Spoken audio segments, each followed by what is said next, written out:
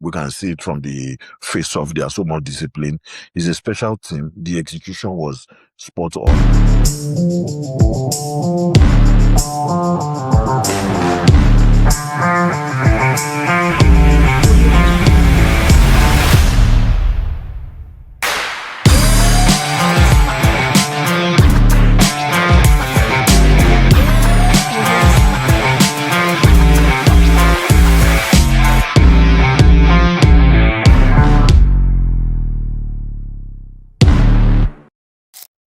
Hello, good evening. This is Tarasenko, Joby, your host on Line Analysis Maple Sports. I'm always excited to bring you some big love for Canadian hoops and ice. We try to, break down the CEBL and carve out some space for smart hockey talk. This is 9 p.m. Mountain Standard Time, and I'm happy to let you know that today is a good day. Take a chance, want more. Be brave and just make a difference. Try something new. I'll be just diving right into the week of hockey, how it has been. A lot of things have changed. My team, the Edmonton Oilers, are going through a bit of a bubble. But if you look at the table, they are still a bit better compared to their contemporaries, apart from the Colorado Avalanche that is on a different league on their own. They have over 70 points already.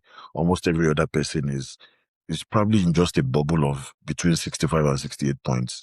But we have the Colorado Avalanche just enjoying themselves somewhere on top of the table. This is the season for them. And I really hope they're able to stretch it out, in the postseason and give us a little bit more to watch.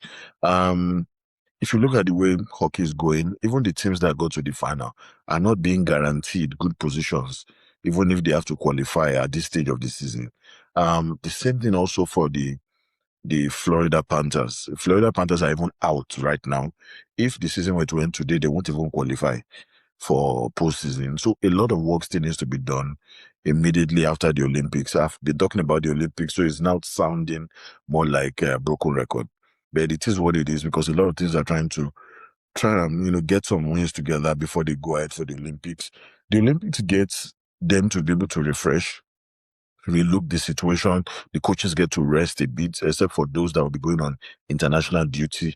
And you probably cannot have more than 24 players, that will be representing their country. So you will still have a lot of players that get to rest, especially those that are not representing their country. And the Olympics doesn't have as much games as you probably have like in basketball, where you have the Euro games, where you qualify for each stage and stuff. So the Olympics is run a bit differently, and we're going to find some time to talk about it another day on how hockey is being managed at the Olympic level.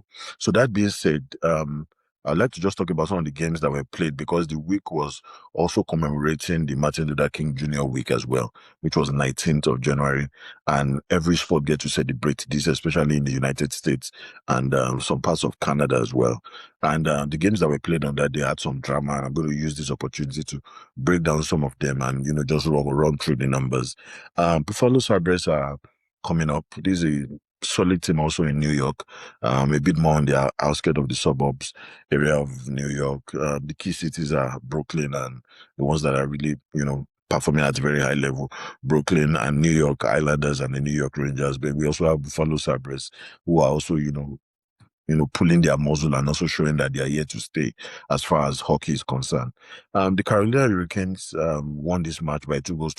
It was not a big surprise for me because the Carolina team, they're still making a lot of noise. They are top 5 on all parameters. I've done the research and I've looked at how they are really, showing their offensive prowess. If you look at this game, Buffalo opened up strong early with a goal from Dahlin, and it was looking like as if after that the offense was going to improve, but it just dried up. And goals were not coming. There were attempts, but they were not looking potent. They were just shots on goal.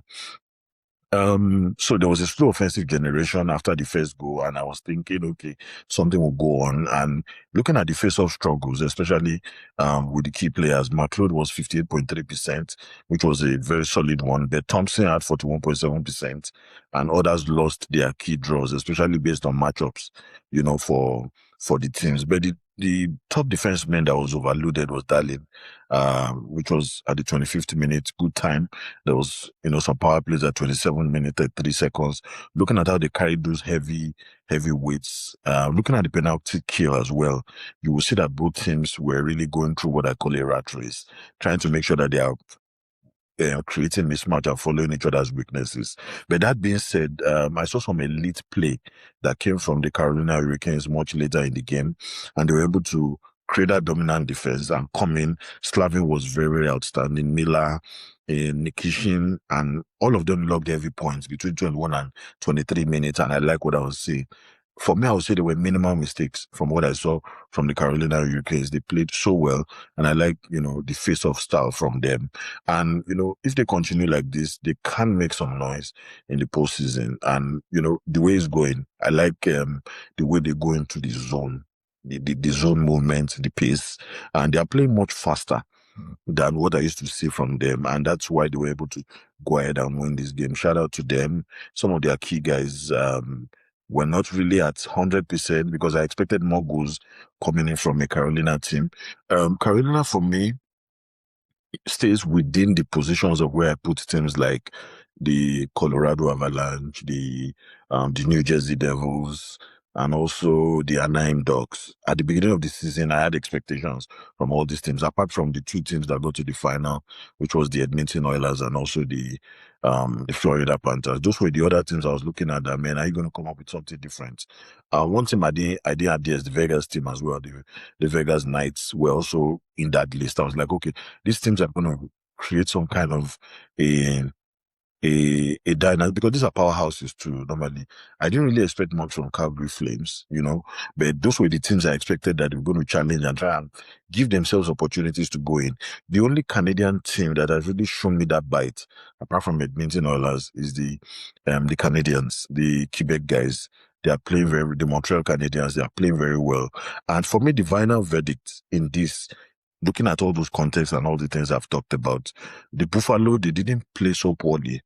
But it's just that they don't have enough talent to outstructure what was already existing for the Carolina team. And we can see it from the Carolina team is face-off. They are so more disciplined.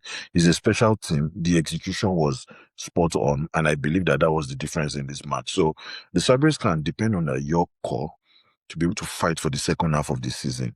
A lot of games are going so fast with hockey, and the Sabres are also showing some promise because they have a young core. But the only thing is they need to find a way to sustain that pressure, because you can't survive in the postseason. You can't sustain that pressure. It's a whole 20 minutes in a period. So for you to be a top tier defensive team, you need to be able to sustain that pressure across board. And that's my feedback to the Buffalo Sabres as they go into the second half of the season going forward. Now, Washington Capitals is also an aging core. A team that has a lot of players that are aging, and they struggled against the Colorado Avalanche. It was very much expected. Everybody knew they were going to struggle because the Colorado Avalanche is a team that is above every other team. They are in a different league of their own. So it was a much expected win. Washington is a team that will rush you very early. They started rushing people early. The Colorado team was, trying to figure them out. Because the Washington is top end. They have a lot of talent and veterans on that team, so they will rush you quickly. So, but later, the Colorado Avalanche, they calmed themselves down and they controlled the game. They now started dictating tempo, punishing different mismatches, punishing an older team. So that's what we started seeing. And they outshot them at some spots. They outskated them too. The Avalanche team, a lot of people have forgotten, they have a lot of young guys. These are promising guys, they will punish you if you have penalty trouble. They are so good. They have a very, very good coach that kind of just sinks. Those guys have a clear agenda and they understand it. So I like the way they are playing, the way they are doubling up minor people, penalty, power play goals that are coming in. They are one of the best power play teams presently in the league. So I like what I'm seeing. The way they are breaking down defense with their speed. Man, I want to really see what this team will do in the in the postseason. I really want to see what they will do because they are showing me a different type of hockey. You understand? Key turning points where we had Chitron, who had a double minor in the second period. Colorado immediately, tilted the ice. After a while, MacKinnon scored on the power play at 7:03. Avalanche regained control at that point. So these are key turning points that I felt that we should just talk about it, just for you to understand and celebrate the Avalanche team. Olofsson also had a good goal at 15:58, Even though it was looking like the Washington team has stabilized at that point. But what now happened is one defensive lapse created a different change, and it became 3-1, and the sequence just broke down, and the structure was no more like before. Frank's response was also good, even though it was a more of an individual moment, you understand, but Washington, couldn't build on it because, the Avalanche team, those guys are structured to win. When you build a system that wins, even if anybody comes into that system, they will still win. They are not big names, but they came into a winning structure. The Lakonen's dagger came in the third, which was the one that increased it to 4-2. So by the time it went to 4-2, at that point, the Washington legs were gone. Remember I said it's an aging cup. You will see that those guys, their legs were gone. Now, skating across board at some point, your leg starts to wear out. So the Colorado team, they smell blood, and they are younger. So vintage, they just went in. MacKinnon just went with speed. He had some good edge work. I like the edge work. He finished well, and it was game over. So for Washington, I believe Ethan Frank was good. He had 1 goal, 1 assist, and he had 4 shots on goal as well. He's still one of the few bright spots in this match, and he's been one of the guys I've been watching apart from the key older veterans as well. Nick Dowd had 50% on FOs as well. His assist was good, strong penalty kill minutes as well. He tried his best for them. It was not easy. Good utilization, if you ask me. Dylan Strong, 54.5% on FOs. But the line was outscored heavily, seriously. And there was nothing they could do. A younger, more motivated team. It looks like this team will go deep in the postseason. Because regular season games that they've lost are 5. I was catching up with one of their games they are presently playing now. They are losing, but I still believe they will bounce back. Hopefully, I'll still come back here and talk about their performance in that game. Jacob Chichron had a tough night. It was -1, and it was very much unlike him. He had some costly penalties as well that affected his team. So John Kelsey was 22 on 22.59 on his movement, and he overwhelmed the Colorado team a little bit, but it was not enough. MacKinnon played well. MacKinnon is the new guy. Just watch out for the guy. Nathan MacKinnon, he had 2 goals, 1 assist, and 10 shots on goal. That was MVP level performance for me.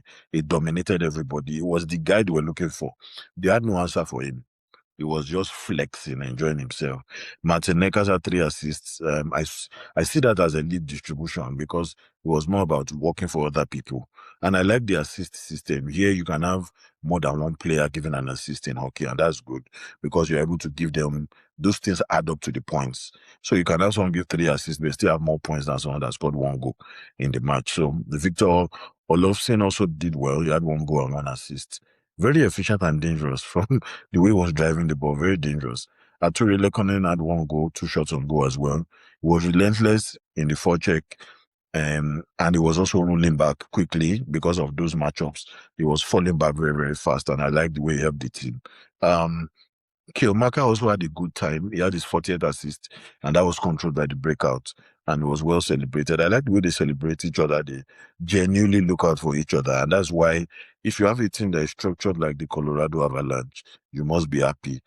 Good structure, everything is working out fine, good sequence, and good attack. Those guys are fearless. They are not afraid of anybody, and I like the way they are moving. Okay, so the next game I'll be talking about is the Pittsburgh Penguins and the Seattle Kraken. Pittsburgh Penguins have really gotten a redeem. They've improved. When they did the trade of getting Skinner and sending Jared Tristan to the Edmonton Oilers, I thought everything had broken down for them, but they are beginning to get that redeem back, and they are playing in a very interesting way. Their third period dominance was surprising for me. Seattle Kraken are struggling. They've won a couple of matches. They've picked up a couple of matches here and there, but they still not put together a good number of points to convince us that the second half of the season will go well for them. However, if you look at the game flow, I like to look at the numbers. Pittsburgh struck early, and it's very typical of them. I like the way they play. One of the good teams, especially when you get to penalties with Pittsburgh, I'm always afraid of them because the way they approach their penalties is very, very different. They built that cushion with some shorthanded daggers in the early part of the game. So the Seattle team, now have to respond because this team has rushed them. You've rushed them. So at mid-game, the Seattle team now has to show, okay, we can now respond. And if you look at it, they had clinical finish, 6 goals on looks that were even difficult to get shows that they are still a very, very good team. Historically, they are a good hockey team as well. So if you look at the elite center play, Crosby and Malkin, they combined together for 4 assists. So especially away from the blue line, if you see the way they are playing, I like it. They control the tempo, and the Seattle team look very ordinary. I like their depth scoring. There were 2 goals. Bizu, Kulak, Raquel, they all contributed in their own way. So I like what I'm seeing. I like the special team edge as well. The power play goal, coming outside the power play strike, for Tolvanen as well. I like what I saw from them. The defensive action as well and the activation from Clifton and Kulak. Those guys are good, playing very well. But the thing is, in my own opinion, a lot of people may not like how it sounds, but a lot of guys showed their prowess against a weaker team. The Seattle Kraken looks weak. A lot of defensive breakdown. They are not controlling the puck properly. The puck management is very high. They have high turnovers, especially in dangerous areas of the field. Multiple players are in -3 or -4 in their structured collapse. So the collapse just shows that there's something a bit wrong. They struggled in their face-offs. Bedard was 12.5%, right? 22.5%. They don't even have up to 40% on face-offs. Cutting was 0%. They lost key draws, and that's why they considered it a lot of goals, almost 6 for a Seattle Kraken. Not good enough. Penalty timing also hurt them because it came at a time where there was a Montel's third period push, looking at the slash and the way the game was going, the times that they got a lot of their penalties was not good for them, and that's what increased the separation to about 6-3. Their goaltending has been exposed. I talked about it a few weeks ago, that the Seattle Kraken is also a team with goaltending issues. And these are some of the things they need to fix after the Olympics. Fix it and see what the next, close to 40 games can also help to achieve between now and the end of the season. Even though they're going to get some break to relax, rethink the way things are going and, make it better. For the key turning points for this match, we had Dewar's shorthanded goal. That's the key turning point. You cannot talk about this match without, highlighting that. We had Lindgren's ties in the making it 2-2 briefly before the 50 seconds action and everything just changed again. We have Brazil's third period goal as well, which also helped a little bit, but it made it 4-2. But after then, things started changing. Seattle had the last push, you understand, trying to see how they could sustain pressure, but they just couldn't. And those were key major points that things changed. We had Dewar playing so well. He had 2 goals, high motto. He took advantage of opportunities and mismatches that were existing, and he changed the game completely for the Pittsburgh. Sidney Crosby had 2 assists as well, and it was +2 on plus-minus relevance and value addition while on the floor. Anthony Manta had 2 assists, and that was an heavy check for the entire team. It's one of the best all-round games for them this season, if you ask me. Brett Kulak had 1 goal, and I like what I see from him. Huge response goal. But if you're looking at it, they still need strong defensive minutes. You understand? Consistently across even other teams that are considered winning teams. So what I'm saying here, I don't believe it should be a fluke for the team. It's just my feedback to the Pittsburgh team. They should continue to improve their value finishers, make them, more productive, especially, pushing themselves to the upper part of the table so that they can at least be a wild card. So Seattle has a lot to improve on, no bright spots really, apart from Ben Meyers, who had 1 goal and 1 assist. Ryan Witterton had 2 assists. Very quiet game.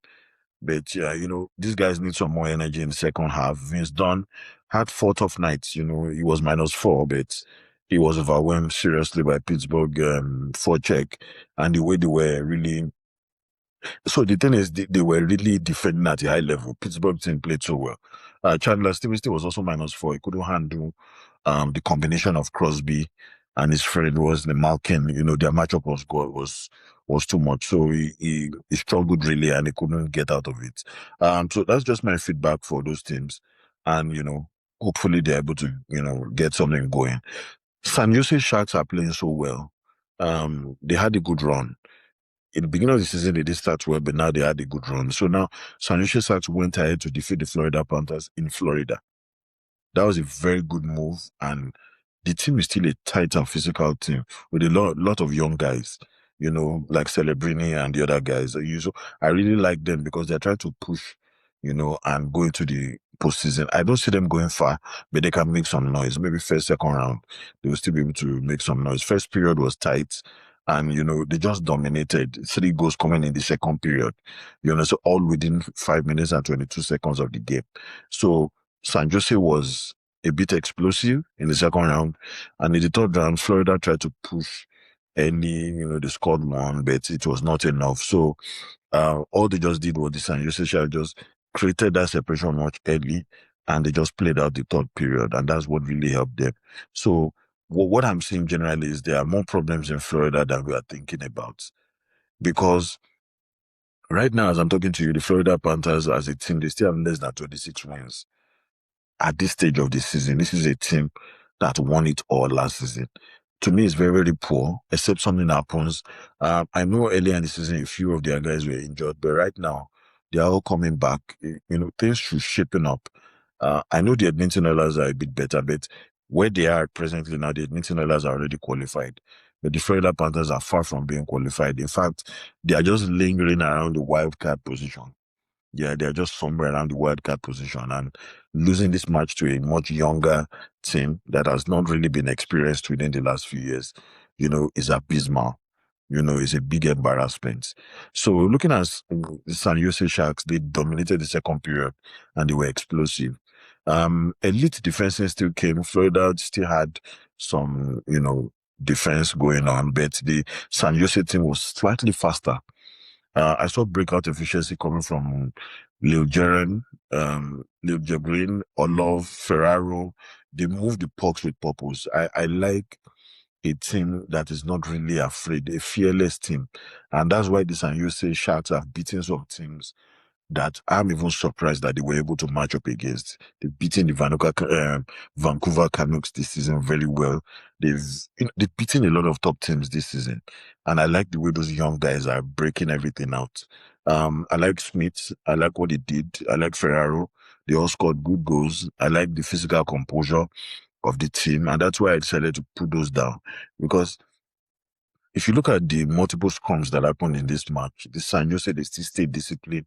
They didn't have too many penalties. They didn't have too many. They were not penalized because they were a bit focused. They also have a coach that aligns well with what those players want to play. So Florida Panthers are beginning to struggle. They had a slow start. They had no goal in the first 40 minutes. That's very unlike a team that has just won championship. You just won the Stanley Cup, and you're playing a San Jose team, and you didn't score in the first 20 minutes. Is a major red flag. Defensive breakdown, multiple players are in -2 or even worse. Like 2 of their players are also in -5, -7. So poor puck movements. Something is fundamentally wrong in Florida. And I think, it should be studied. I don't have the answers yet, but I'm not seeing that energy anymore. San Jose had very good performance from Igor Chernyshov, who had 2 assists and it was +2. We have Michael Mesa, who had 2 assists. He had good speed and good touch. In fact, his chemistry with Chernyshov is real, and I like what I'm seeing from them. Will Smith will add 1 goal as well. In fact, when Will Smith scored, it was a good time, elite release, and it continues to grow into a primary threat on the team. A lot of names that were not popular are beginning to grow on this team. We have Deschanais, 1 goal, 6 assists. We had 6 hits, on the puck. It was, for me, it was a chaos agent. He impacted defenders with massive physical presence as well. Mario Ferrari was also good with 1 goal. He stabilized the team. He kind of joined the other pace setters because Igor was a pace setter as well with 2 assists and +2. Alexander Wemberg had 52.2% on FOs, you understand? So that veteran control was there. He was able to give it to them when they needed it most. And I like what I saw. For me, the feedback is the San Jose team should continue with this level of energy. They would continue to dictate the narratives as far as they play with this level of energy. They've lost some across, the last 10 games, but they will also win some if they continue with this energy. And, and definitely they will come up top. They may not make some noise, but at least they'll be able to penetrate the postseason and, maybe at worst, at most, maybe a second round or first round, depending on how their matchup goes. And the next match I'll be talking about today is the Minnesota Wild playing the Toronto Maple Leafs. So, the Toronto Maple Leafs have had a run. They've won a lot of games after Austin Michael was criticized publicly. Their assistant coach was sacked. Their coach himself, who is the manager of the team, was under threat. He came up with some statements that showed that he was not aligned with some of the philosophy of the players, and he was kind of separating himself. So they had a couple of wins and they were able to go up on the table. They even went higher than the Edmonton Oilers based on game one, number of games that have been won, and also points. I know they'll be playing later today, so I've not really checked what it looks like. However, this game was tough because they met a much difficult team. They still tried their best, but the Minnesota Wild is on a different level entirely. Minnesota controlled this game from the opening face-off all through. The Maple Leafs were playing catch-up in this game. Austin Matthews is still a very good player, and he'll be representing the United States in the Olympics. But from what I'm seeing, the Toronto Maple Leafs, you win some and you get some, but the team has really improved. They are now a threat. They were beating everybody on their way. They even defeated, they found a way to defeat the Florida Panthers. Yeah, they defeated the Florida Panthers, and it was in design. I like the defeat and I like the way it went. And I can say, for a fact that this is a team that is able to take feedback and use that feedback and draw it back into strength. And they are still able to, go ahead and, face the adversity. But so far, they are doing well. The first period, the Minnesota Wild jumped to a 2-0 lead, and the Leaf cuts it back to 2-1. The second period, the Minnesota now became a fiery and explosive team. They went ahead and they had 3 goals, and that was where the total domination came in. The Toronto team relaxed a bit in the second period, and that's where they couldn't get control back again, and it affected them. Third period, they tried to push, they scored twice, but it never really threatened the comeback because the Minnesota team was able to soak in the pressure. Foligno's hat-trick was good. Tarasenko also played well. He had multi-points performance that night and was able to seal the statement win for the Minnesota team. Minnesota team is still, sometimes they are good, sometimes they go cold and lose some matches, but they're still somewhere there. And based on my ranking, they're still a team that can challenge. They have the ingredients of a good team. So they have what it takes to be able to still try and challenge, some parts of the season. This won't be complete if we don't talk about some of the, key strengths of each of those teams. But first of all, I'll talk about the, player spotlights, looking at how the movement went. So for the player spotlights for the San Jose team, Igor Chenisov was very, very good. And it's better to call it out, especially when the player performs very, very well. He played very well. Michael Mesa had 2 assists. Will Smith, 1 goal, which was good. Vincent Deschanais had 1 goal, 6 hits as well. These are players that we need to find a way to continue to, just give them their flowers. And the Florida issues that I itemized after looking at that entire match, I saw that they were very slow in neutral zone pace. They are not as fast as they were last season. They couldn't match the San Jose speed. And those are things that they need to quickly fix. You understand? Especially through the middle. There was some confusion in the defense. You don't see that normally in a team that has just won the championship a year before. The switching was very poor, late rotation. Some people were lost. They didn't even know which player they were assigned to. Now there was frustration around the penalties area, especially during that chaos sequence.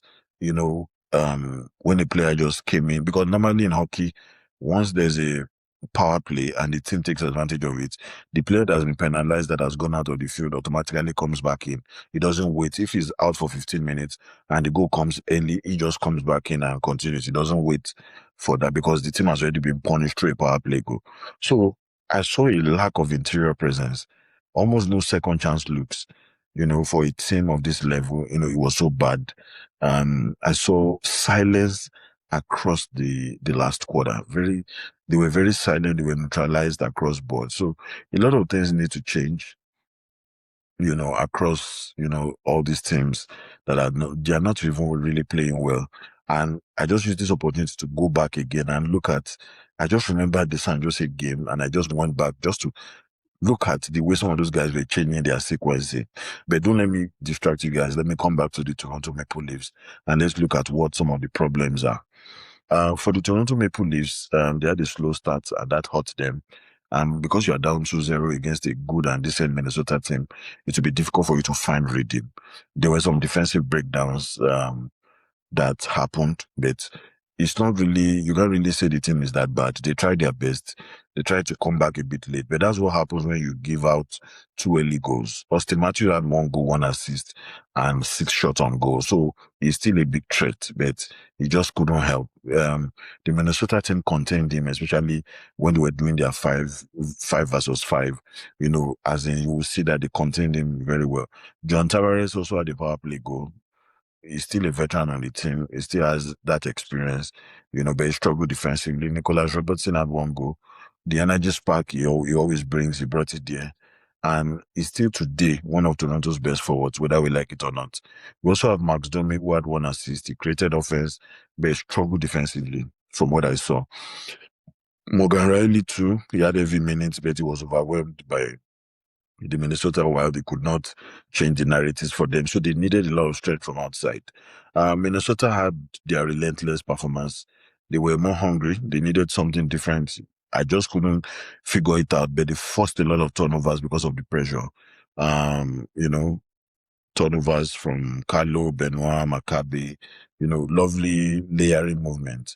They had this offensive support coming from Faber and Hughes, who I feel those two guys, they were structured to activate clearly this time around. They activated perfectly. Elite pop movement, they were very fast, special team execution, depth reliability, I kind of just like what I see, when I see the way they are playing. Toronto, for me, I don't think they had issues. It was just a bad day for them. A couple of things that they can change. There was some defensive zone confusion, poor switches. Because what happens is you have to switch and get back in transition, especially when late rotations are happening. You're exposing yourself at the back. They were, penalized a bit, so there was some disciplines around penalty, so it pushed every mistake for them. So they were slow neutral zone pace. They couldn't match Minnesota's transition speed. And the Minnesota team also has some young guys that are performing well. So, and they are over relying on Matthew. That's exactly what I'm still saying. The secondary scoring is not consistent. So they are over relying on Matthew. There are some blue line gaps.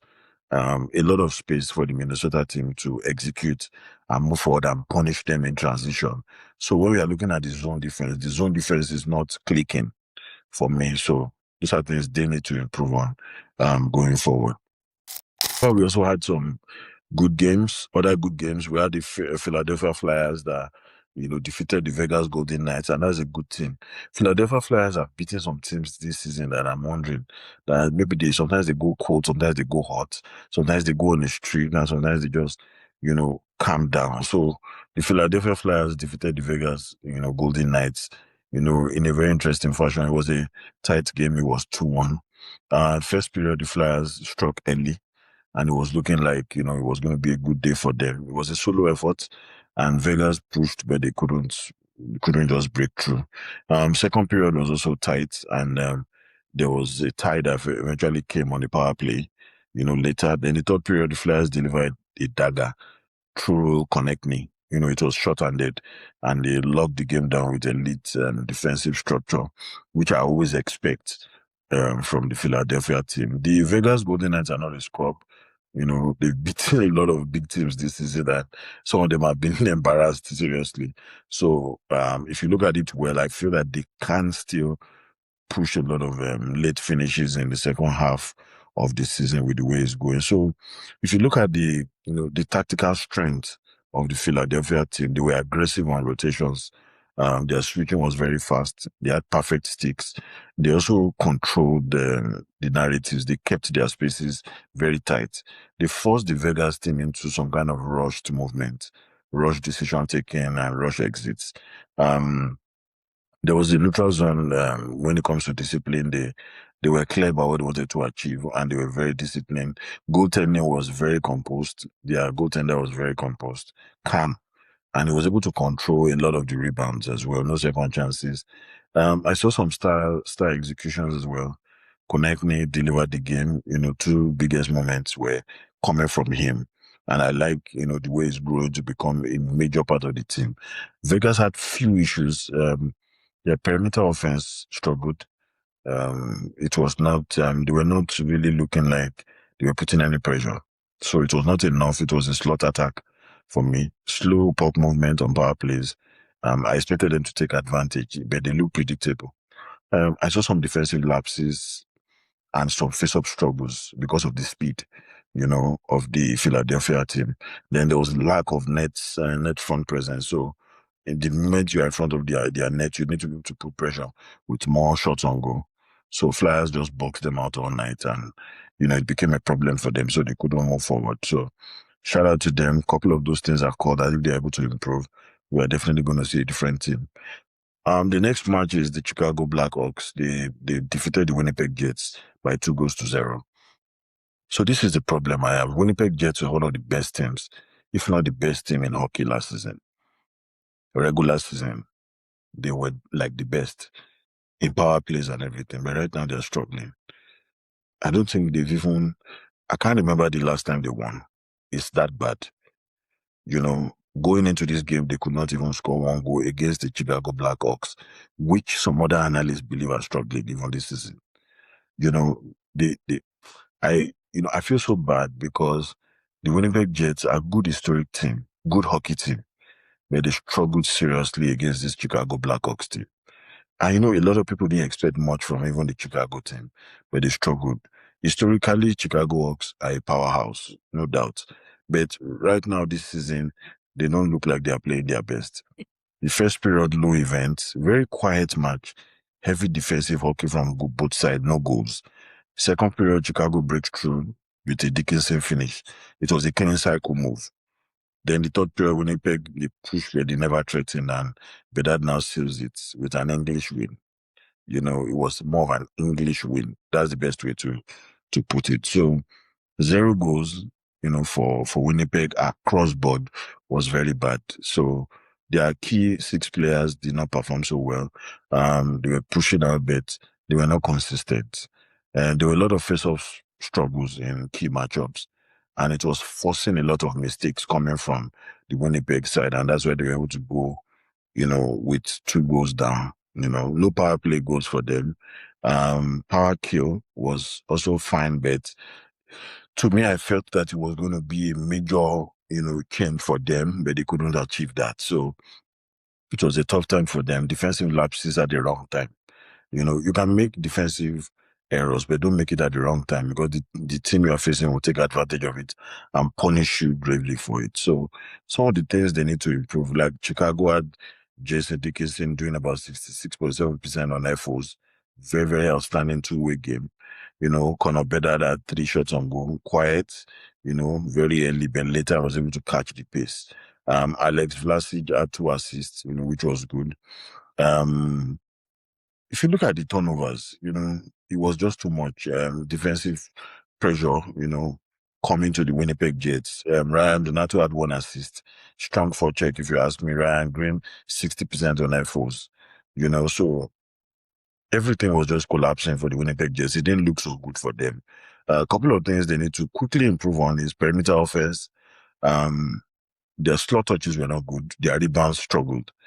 Slow puck movement, and that's the problem. If you are moving the puck a bit slowly, you become predictable. So Chicago could read every of their attempts. They become very predictable. Neutral zone turnovers was tough.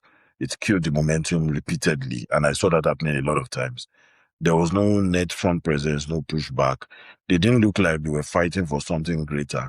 And that's what happens. Once a coach is able to align the team for a much bigger, goal, everybody is able to come together, align, and make sure that they get results. The next game I'm talking about is the New Jersey Devils that defeated the Calgary Flames.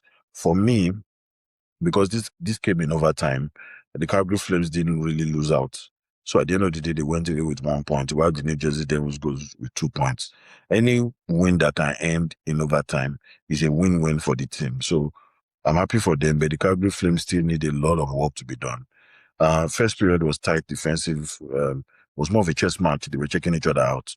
No goals, both teams were feeling each other out, trying to check to see. Mesa just opened the scoring in the second period. Kadri responds quickly. Kadri has also been a good player for the Calgary Flames. He's been quiet for a while because they've not really been winning. But, he responded quickly in the second period. And then third period, no goals. Nobody was able to break each other down. And that was why they went into overtime. The Devils clamped down heavily, but Flames could not get a chance to break through. So at the end of the day, they had to go into overtime. Overtime was different. Jack Hughes to Jesper Bratt and Simon Nemec, and it was game over. And it felt so bad because this game was played in Saddle Dome, Calgary, and the entire stadium was just quiet. The New Jersey team just gave the blow, and it was crazy. Calgary Flames, you will see the effort. They are trying to fight away because they are, in the far bottom. I don't even think they are qualifying if they continue like this.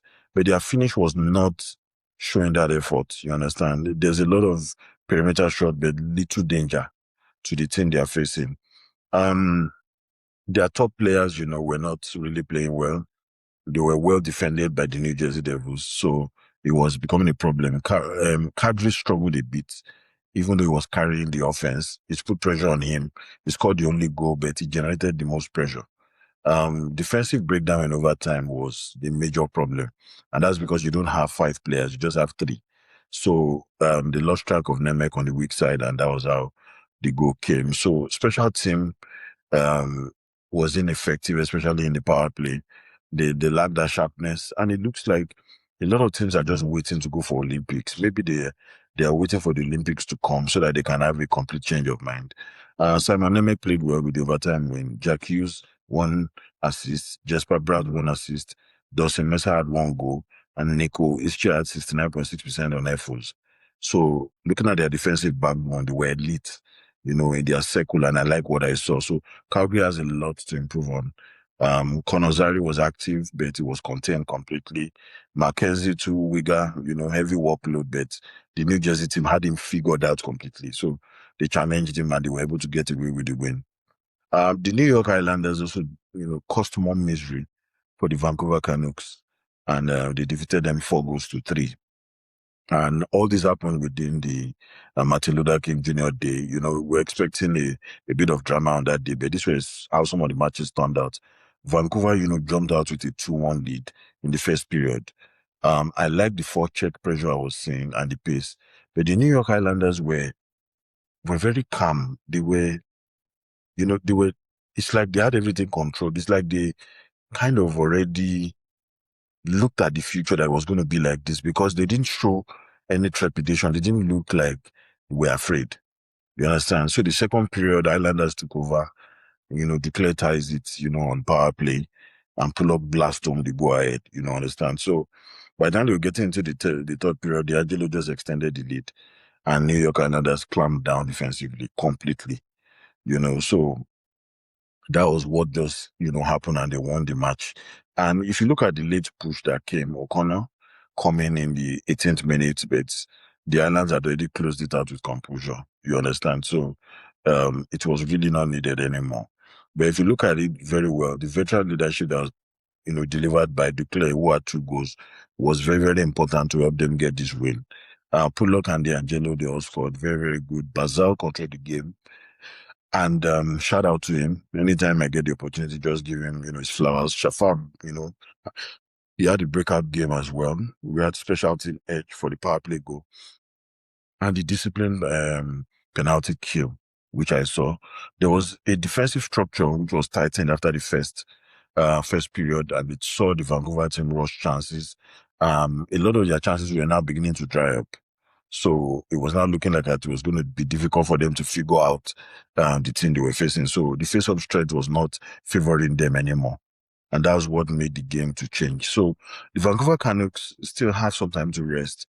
And after the Olympics, they can push a bit more. They had a strong start, but weak middle. You need to be consistent across board, especially when you're playing teams that are considered winning teams.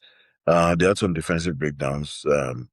The top 6 were inconsistent, and penalty timing hurt them, especially their momentum trying to get back.